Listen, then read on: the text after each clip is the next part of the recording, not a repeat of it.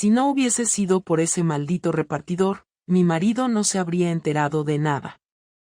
Todo empezó un martes, al mediodía, cuando el timbre del piso sonó 2 veces seguidas. No estábamos esperando ningún paquete. Javier ya se había ido a trabajar y yo, oficialmente, estaba teletrabajando desde casa. Pero lo que aquel repartidor no sabía, lo que nadie sabía, es que yo no estaba sola. Estábamos en el sofá del salón, sin ropa, envueltos en una de esas mantas que usamos en invierno para ver pelis. Oscar, sí, ese Oscar, se levantó sobresaltado, agarrando su camiseta del suelo. Me hizo un gesto como preguntando si abría él. Por supuesto que no.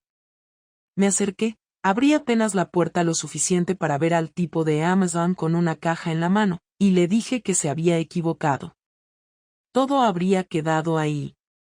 Pero se le ocurrió soltar. Ah, perdón. ¿No es aquí el piso 3B, el de Javier Moreno? En ese momento, Oscar, sin camiseta, apareció detrás de mí en el pasillo. El repartidor nos miró a los dos. Silencio. Sonrió de forma rara y dijo. Pues nada, perdón entonces. Buen día. Eso fue todo. Se fue. Y yo, nerviosa, cerré la puerta y volví con Oscar al sofá como si nada. Lo que no supe hasta 3 días después es que aquel repartidor era nuevo, y no encontraba bien las direcciones, así que decidió llamar al número del destinatario para confirmar. A Javier. A mi marido. Estoy en la puerta del 3B, señor. Pero su mujer me ha dicho que me he equivocado de piso. Aunque, bueno, estaba con un tipo. No sé si quiere que vuelva más tarde o... Así, sin quererlo, ese tipo había soltado la bomba. Y Javier, que jamás en su vida había tenido una razón para dudar de mí, se quedó en silencio. Lo sé porque me lo contó después. No gritó, no colgó. Solo le dijo. Déjalo en portería. Gracias. Yo, mientras tanto, seguía haciendo vida normal. Sonriendo. Cocinando. Fingiendo que todo iba bien. Pero Javier ya había empezado a sospechar. Y lo que vendría después, eso sí que no lo vi venir. Javier no dijo nada ese día. Ni el siguiente. Ni el otro. Hizo lo que siempre ha hecho, observar, callar, juntar piezas en su cabeza como si fuera un rompecabezas que, una vez armado, no necesitara explicaciones. Yo lo noté, claro. No soy idiota. Me daba los buenos días sin mirarme a los ojos. Contestaba con monosílabos. Hacía las tareas de casa como un robot. Jugaba con nuestro hijo sin salirse del guión. El tipo de silencio que no es paz, sino antesala de algo que se está cocinando y va a estallar. Pero como yo también tengo mi parte de orgullo y culpa, fingí que no pasaba nada. Seguí saludándolo con besos en la mejilla, preparándole la cena, preguntándole por su día sin mucho interés en la respuesta, y acostándome a su lado cada noche, sabiendo perfectamente que él ya no dormía tranquilo. El viernes por la tarde me escribió, hoy no llego a cenar. Tengo una reunión fuera del instituto.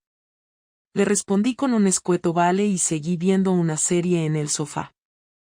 Esa noche no regresó. Pensé en llamarlo, pero no lo hice. No por respeto a su espacio, sino porque tenía miedo de escuchar algo en su voz que confirmara mis sospechas. El sábado por la mañana llegó a casa con una calma tan forzada que me hizo temblar por dentro. Dejó las llaves sobre la mesa del pasillo y fue directo al baño. Estuvo ahí 20 minutos. Luego salió, se sentó en la mesa del comedor, y me miró. ¿Sabes quién es el repartidor de Amazon? Me preguntó sin rodeos, sin levantar la voz, sin apartar los ojos. Me quedé en silencio unos segundos.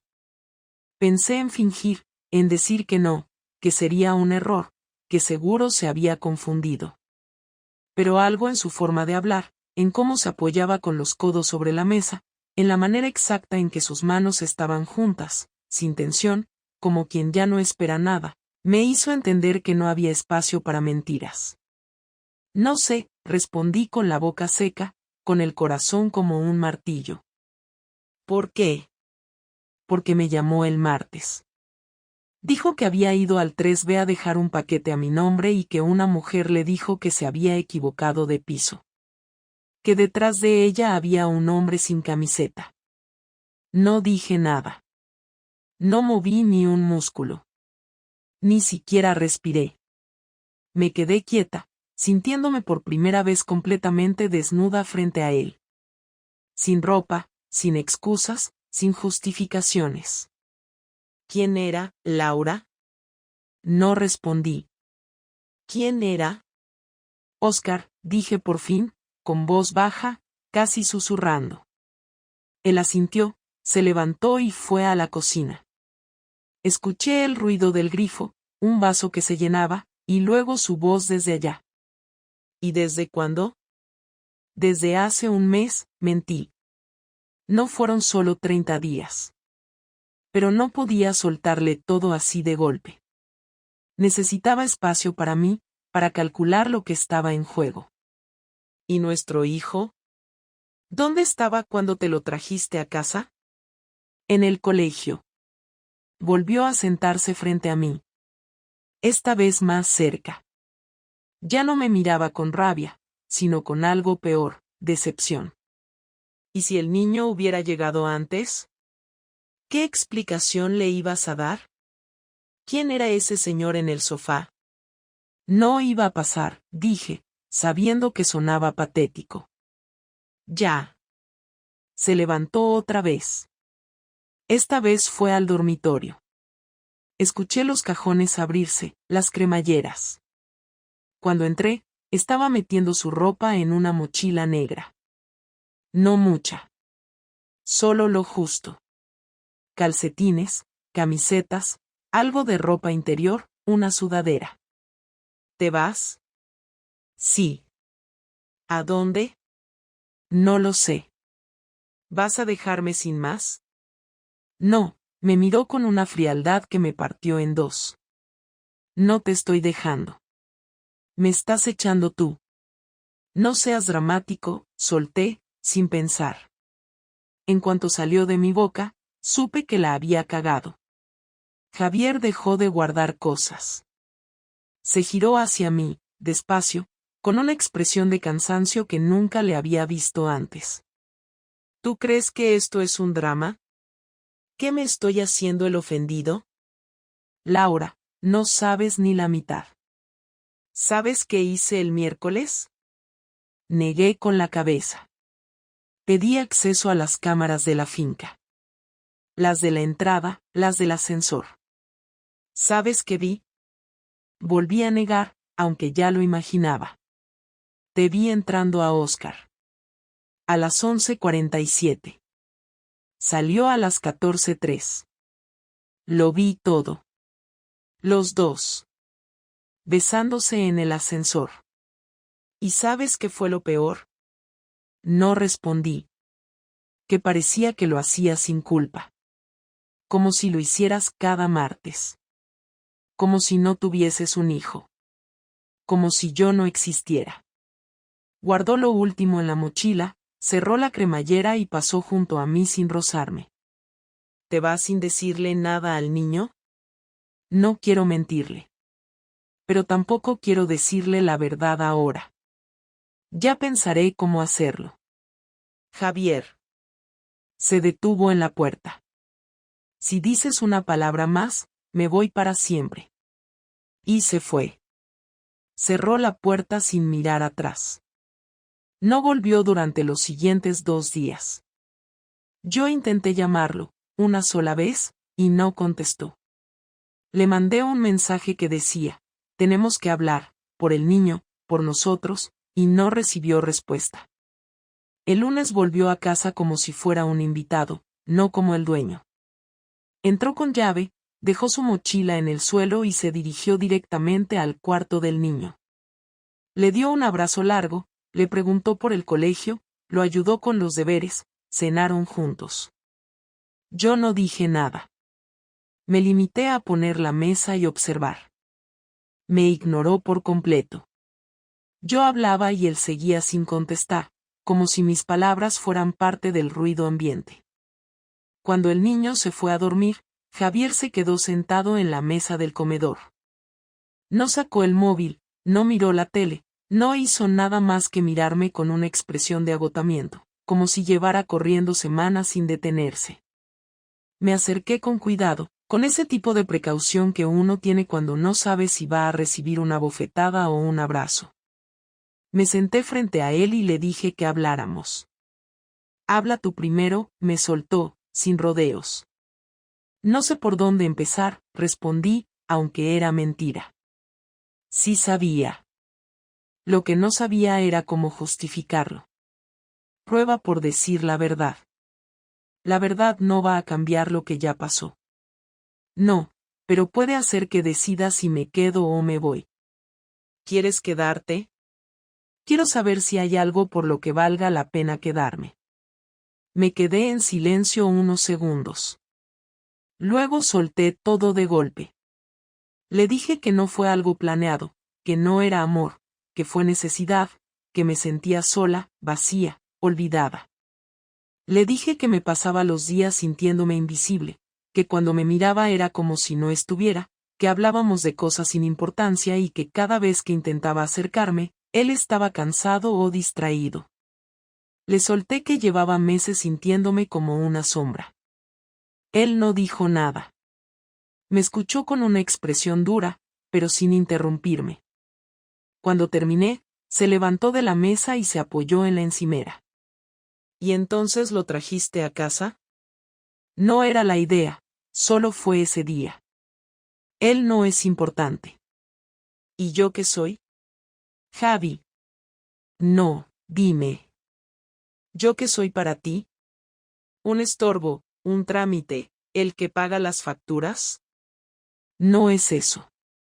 Entonces explícame por qué alguien que no significa nada acabó en nuestro salón, usando nuestra manta, respirando el mismo aire que mi hijo. No sé qué decirte. ¿Y si hubiera llegado antes del colegio? ¿Y si lo hubiera visto? ¿Vas a decirle que fue un amigo que vino a ver una serie? Nunca fue mi intención que esto pasara así.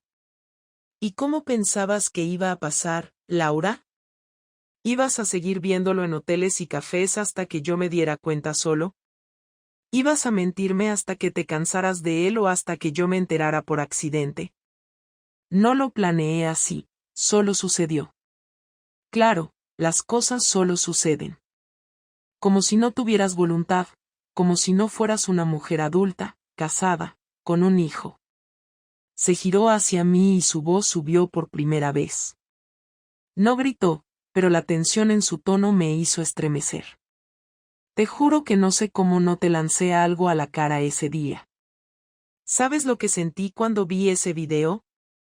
Cuando escuché al repartidor contarme todo como si fuera un dato más del envío. ¿Sabes lo que es estar en medio de una reunión y recibir una llamada que te destruye en 30 segundos? No sabía que te había llamado. Claro que no lo sabías. Porque tú estabas muy ocupada riéndote en el sofá con tu amante, pensando que habías manejado bien los tiempos, que todo estaba bajo control. Se acercó a la puerta del pasillo, luego se detuvo. Se dio media vuelta y me miró, con los ojos llenos de rabia y de algo peor, lástima. ¿Y sabes lo que más me duele? No dije nada. Ni siquiera lo miré. Que tú sabes perfectamente que no soy perfecto, que tengo 1000 defectos, pero siempre estuve. Siempre. Nunca te falté, nunca te mentí, nunca te humillé. Y tú sí. Y no una vez. No fue una noche, fue una serie de decisiones conscientes, repetidas. Y no sé si quiero quedarme en una casa donde ya no me respetan. ¿Entonces te vas? Aún no. No por ti. Por nuestro hijo. Pero ya no somos lo que éramos. Y tú no eres la persona que pensé que eras. No respondí. Solo lo vi salir del salón, meterse en el cuarto de invitados y cerrar la puerta con un golpe seco. Esa noche lloré en silencio, sin permitir que mi hijo escuchara, sin tener a quien llamar. Me había quedado sola, aunque él estuviera a unos metros. Javier se quedó en casa, pero no de la forma en la que solía hacerlo. Durante los siguientes días, se comportó como un huésped obligado, educado pero completamente ajeno a mí. Se levantaba antes que yo, preparaba el desayuno del niño, lo llevaba al colegio, se iba a trabajar y regresaba por la tarde sin dirigir más palabras de las necesarias. Se encerraba en el cuarto de invitados, mantenía sus cosas separadas, y cuando nos cruzábamos en el pasillo, parecía que le costaba incluso mirarme. No discutíamos, pero el silencio era tan frío que dolía más que cualquier insulto. Yo intentaba continuar con la rutina, pero cada cosa que hacía parecía fuera de lugar. Un día decidí no ir a trabajar. Me quedé en casa esperando que él volviera, pensando que quizás era momento de intentar hablar otra vez, aclarar todo, pedirle que fuéramos a terapia o al menos pactar algo que nos ayudara a vivir con cierta dignidad mientras decidíamos qué hacer. Ese día llegó más temprano de lo habitual. Entró con una bolsa de papel en la mano, subió directamente al cuarto de invitados y no salió en toda la tarde. Cuando bajó, ya eran casi las 9. Yo estaba en la cocina, bebiendo agua, y me sorprendió que se acercara sin decir nada. Se apoyó en la encimera, me miró fijamente, y lo supe. Algo había cambiado. No era el mismo Javier que me había gritado días atrás, ni el mismo que me evitaba con gestos duros. Este parecía más tranquilo, pero había algo extraño en su expresión, una mezcla de decisión y resignación que no había visto en él antes. ¿Tienes un momento?, me preguntó con esa voz suya que usaba cuando iba a decir algo importante. Asentí, y fuimos al salón. Se sentó frente a mí, abrió la bolsa que había traído antes y sacó algo que no esperaba, una carpeta negra, del tipo que usan en las oficinas para guardar informes. La colocó sobre la mesa y no dijo nada. Yo la abrí por inercia. Dentro, encontré un montón de documentos, copias de correos electrónicos, capturas de pantalla, registros de llamadas, extractos de movimientos bancarios. Todo perfectamente ordenado. Tardé unos segundos en entender lo que era, pero cuando vi los primeros mensajes impresos entre Oscar y yo, sentí como si me hubieran arrancado el estómago. No solo tenía todo. Tenía más de lo que yo misma recordaba. Durante las últimas 2 semanas me dediqué a recopilar todo lo que necesitaba, dijo él sin rodeos, con voz firme, como si estuviera leyendo un guión. Hablé con una abogada. No quiero que esto termine en escándalo, pero no pienso quedarme con cara de idiota mientras tú decides si tu amante es importante o no. Me costaba respirar. Pasé las páginas sin saber qué decir. Ahí estaba todo, las citas en hoteles, los pagos compartidos en restaurantes, incluso una reserva de Airbnb a nombre de él que habíamos usado para pasar una noche. ¿Qué vas a hacer con esto?, pregunté, aún sin levantar la vista.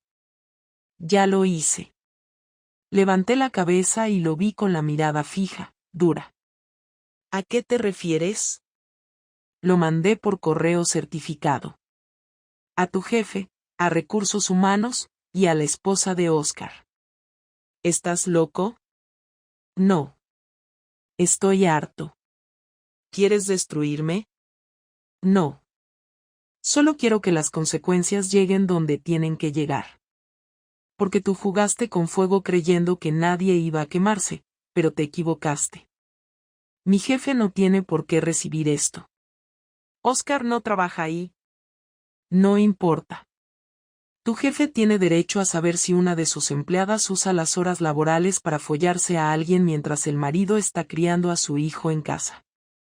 Y si te echan, no será por mí. Será por tu falta de criterio. Y en cuanto a la esposa de Oscar, Merecía saberlo antes que tú pensaras en repetir con él. Me puse de pie, temblando de rabia. No tienes idea de lo que estás haciendo. No solo me estás jodiendo a mí. Nuestro hijo vive aquí, Javier. ¿Quieres que todo esto le afecte a él también? No va a saber nada. Pero si algún día lo hace, quiero tener la conciencia tranquila de haber actuado con la verdad. No estoy dispuesto a seguir fingiendo que esto se puede arreglar solo con un lo siento. Porque no lo siento. Porque no te creo. Porque ya no me importa tu arrepentimiento. Te dije que no te ibas a quedar sin consecuencias. Se levantó también. Me sostuvo la mirada un instante y luego fue hacia la puerta. ¿Y ahora a dónde vas? A casa de mi hermana, de momento. El jueves presento la demanda. La tienes ahí también, firmada por mí. Solo falta tu firma. Me quedé sola en el salón con la carpeta abierta y la hoja de la demanda temblando sobre la mesa. Lo había hecho. Me había devuelto la traición envuelta en papeles y sin un solo grito. No me gritó. No me insultó. Solo me arruinó la vida con precisión quirúrgica. Y ni siquiera pude decir que no me lo merecía. Pasaron 3 días desde que se fue. Nadie me llamaba. Nadie me escribía. Fui a trabajar y me encontré con miradas que antes no existían. Mi jefa me llamó a su despacho sin rodeos. Me dijo que Recursos Humanos había recibido una denuncia con pruebas bastante explícitas sobre una conducta impropia durante mis horas laborales. Que no iban a hacer un escándalo público, pero que por imagen, era mejor que presentara mi baja voluntaria. Tenía hasta el viernes. Salí del edificio sabiendo que lo había perdido todo en menos de una semana. Al volver a casa, me senté en el sofá, con la carpeta negra encima de las piernas, intentando entender cómo se me había escapado todo de las manos. Miré los mensajes impresos, las reservas, los correos reenviados con copia, y lo único que podía pensar era en cómo Javier había soportado tener eso en sus manos sin hacer una escena. Yo habría reaccionado de otra forma. Yo habría gritado, insultado, destrozado cosas. Pero él no. Él lo empacó todo como si fuera una auditoría, y luego me lo lanzó a la cara con una calma que me dolía más que cualquier rabia. Esa misma tarde, sin saber por qué, le mandé un mensaje. Le dije que necesitaba hablar. No sobre papeles, no sobre abogados. Solo hablar. Me contestó 2 horas después, con un simple, mañana a las 7. Sin el niño.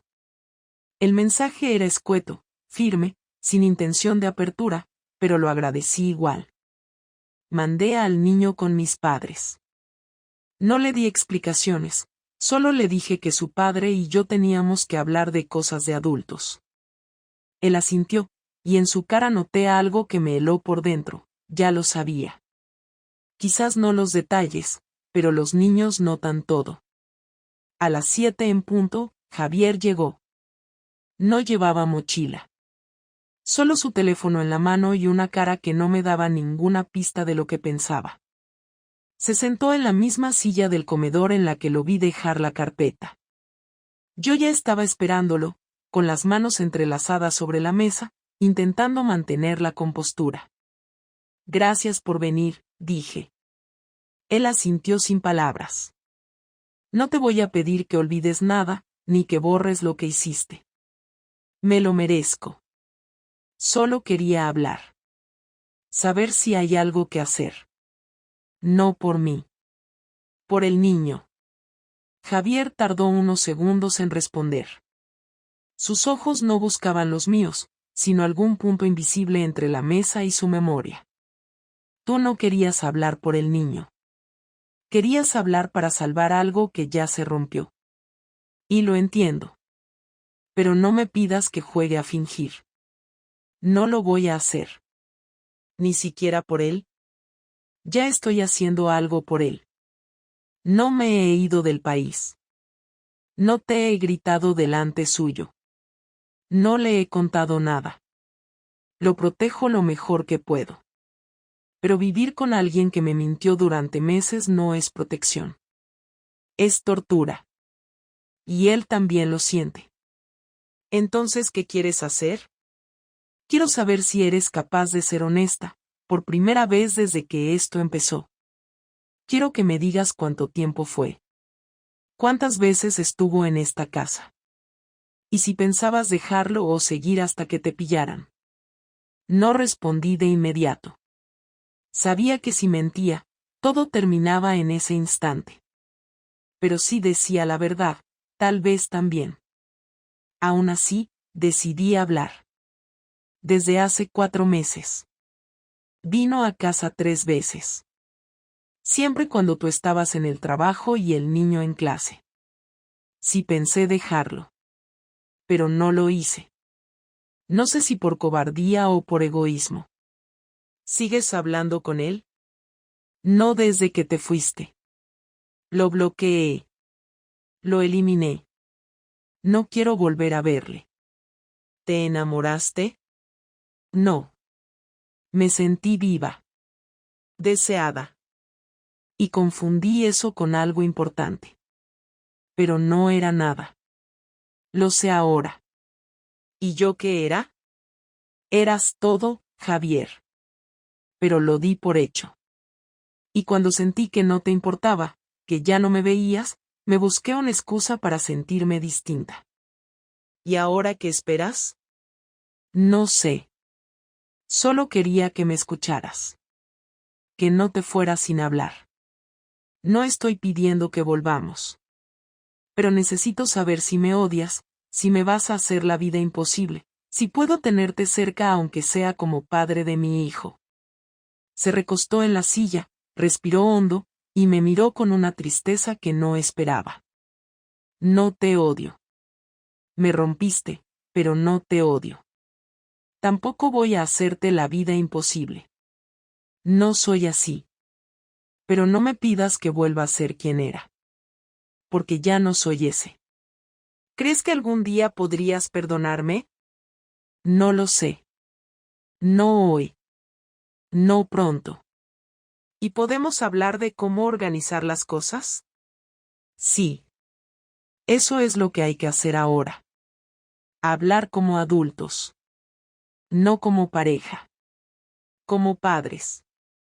Nada más. Se levantó, fue hacia la puerta, y antes de salir, se detuvo. Yo también me sentí invisible a veces. Pero nunca busqué a nadie más. Solo te lo digo para que lo sepas. Y para que no te pase con otra persona, si alguna vez vuelves a estar con alguien. Y se fue. Esta vez, sin ira. Sin amenaza. Solo con un cierre claro. Y me quedé ahí, en la misma silla, con la sensación exacta de lo que había perdido. Pasó una semana desde aquella última conversación. Javier no volvió a quedarse a dormir en casa. Venía por el niño, lo recogía, a veces lo llevaba a casa de su hermana o se lo llevaba a comer fuera. Volvía, le ayudaba con los deberes, cenaban juntos, lo acostaba, y se iba. No hablábamos más allá de lo necesario. Coordinábamos horarios, tareas escolares, alguna urgencia, pero todo con un tono neutral, casi como si habláramos dos desconocidos obligados a compartir responsabilidades. Al principio me dolía cada una de esas interacciones.